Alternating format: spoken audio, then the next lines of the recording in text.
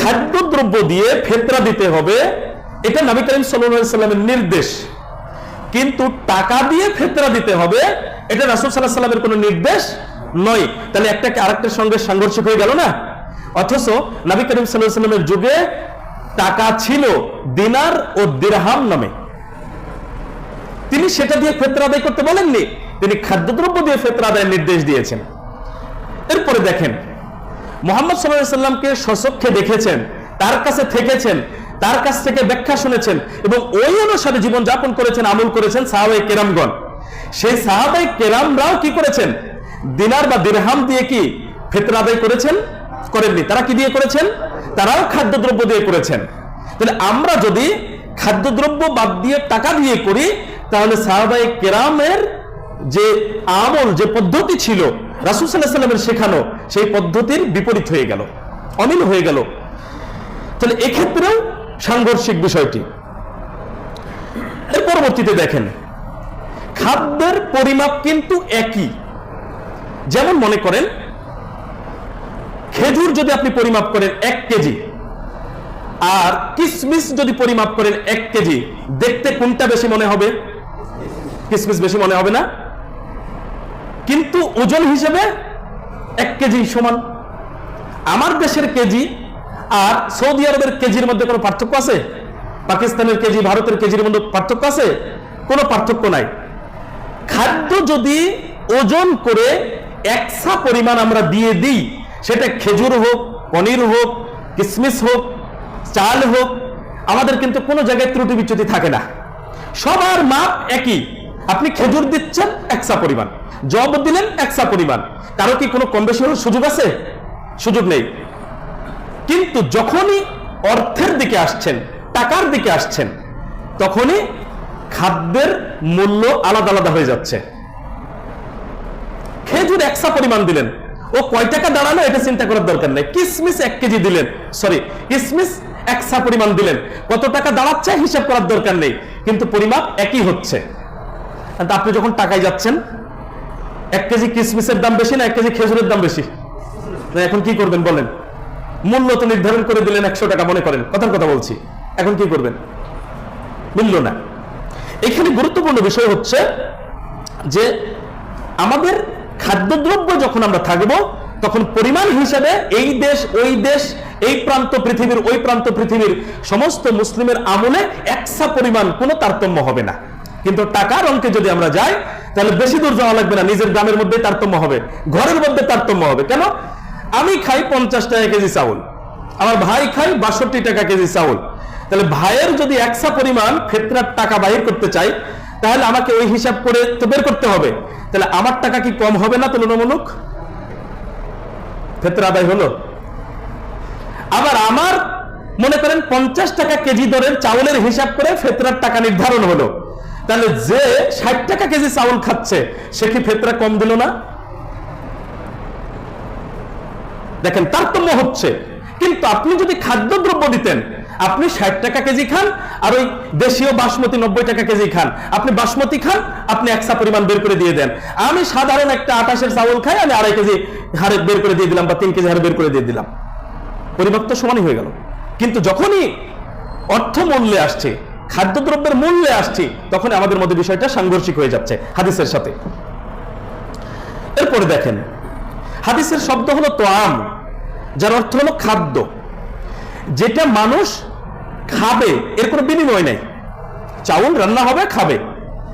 গম, জব বা কিশমিশ, খেজুর সরাসরি মানুষের খাদ্যদ্রব্য, এটা দিয়ে সাদাকাতুল ফিতর আদায়ের নির্দেশ দেওয়া হয়েছে।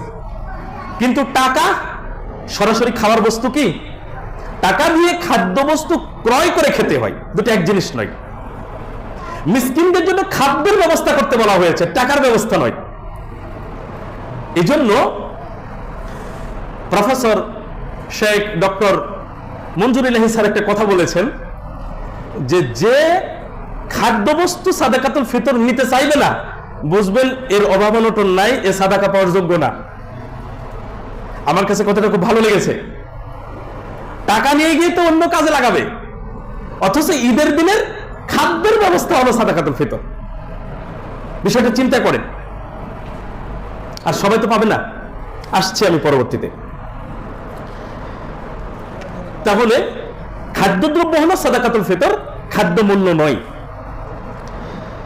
এরপরে দেখেন, পরিমাপ করা যায় খাদ্যদ্রব্য, টাকা পরিমাপ করা যায় না, গণনা করা যায়। এখন আমরা কি একসা পরিমাণ টাকা নিয়ে গিয়ে ফিতরা দিব? 2.5 কেজি 3 কেজিতে এখন আপনি কতগুলো টাকা উঠবে চিন্তা করেন, যদি কয়েনও হয় এটাও সাংঘর্ষিক। টাকা গণনার বস্তু, খাদ্যদ্রব্য পরিমাপ করার বস্তু, দুটো এক জিনিস নয়। আর হাদিসে গণনার কথা আসেনি, পরিমাপের কথা আসছে, একসা পরিমাণ, এটাও সাংঘর্ষিক হয়ে গেল। খাদ্য বস্তু প্রকাশ্য ইবাদত, যা পরিমাপ করা এবং বন্টন করা সচক্ষে দেখা যায়। কিন্তু যদি টাকায় আসে, এটা প্রকাশ্য ইবাদতে থাকে না, গোপনে চলে যায়।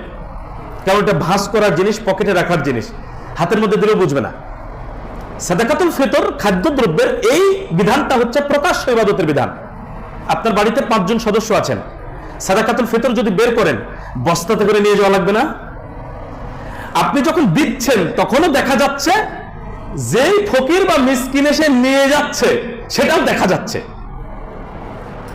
ব্যাপারটা যখন টাকায় উঠে আসবে, আপনারা যারা পাঁচমিশালী সমাজের মধ্যে আছেন, আমিও এক সময় ছিলাম, খুব ভালোভাবে দেখেছি, যেই লোক ফিতরা পাওয়ার যোগ্য নয় সেই লোকও ফিতরার টাকা নিচ্ছে। গ্রামের লোক তো জানলই না যে এই সামর্থ্যবান লোকটাও ফিতরা নিয়ে চলে গেল। কিভাবে জানবে? টাকা ভাঁজ করে তো পকেটে ঢুকিয়ে রাখছে। কিন্তু যদি খাদ্যদ্রব্য হতো, 50 কেজির একটা বস্তার কাঁধে উঠায় দেন, বাড়িতে নিয়ে যাক সর্দারের বাড়ি থেকে, লোকজন এমনি বলবে, কে ভাই চাউল কোথা থেকে নিয়ে এসছে? তাহলে এটা প্রকাশ্য, যে কেউ নিতে পারবে না। সামর্থ্যবান লোকেরা লজ্জায় ওখানে যাবে না এই চাউল নিতে।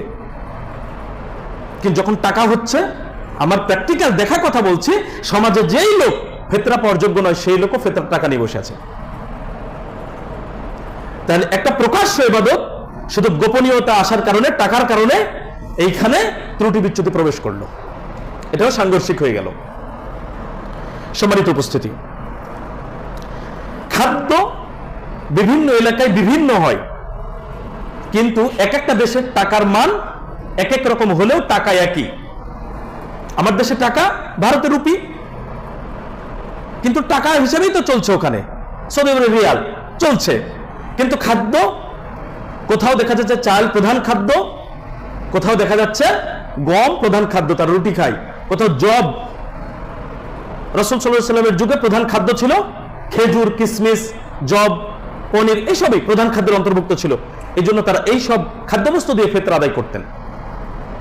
এখন বর্তমান সৌদি আরবে চাল প্রধান খাদ্যের অন্তর্ভুক্ত হয়ে গেছে, এই জন্য আরবের মানুষরা চাল দিয়ে ফিতরা আদায় করেন, তবুও তারা রিয়াল দিয়ে ফিতরা আদায় করেন না। বিধানটা তারা কিভাবে মানে, এটা বুঝেন?